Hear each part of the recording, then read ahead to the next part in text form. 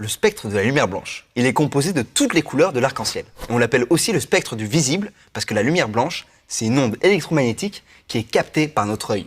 Mais donc oui, s'il y a un spectre du visible, il y a un spectre de l'invisible. Et il y a plein de trucs dans l'invisible, comme les rayons X, les ondes radio, les micro-ondes, les rayons gamma, les ultraviolets, les infrarouges, etc., etc.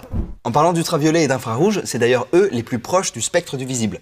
Les ultraviolets sont là, à gauche, mais on les voit pas, tu peux pas tester, ça sert à rien. Et les infrarouges sont à droite, tu peux pas tester non plus, tu ne verras rien. Bon, on va être un peu plus précis. En fait, chaque petite partie de couleur dans le spectre peut être considérée comme une lumière monochromatique. Mais attention, quand je parle de couleur, si je parle de ce rouge, je ne parle pas de celui-là. Chacun de ces rouges est différent et d'ailleurs aucun d'eux ne peut être dispersé par un prisme parce que notre rayon de lumière a une couleur unique. C'est pour ça qu'on parle de lumière monochromatique. Par exemple, un laser, c'est une lumière monochromatique. Si on met un prisme sur le chemin d'un faisceau laser, on n'aura pas de spectre, mais juste un point.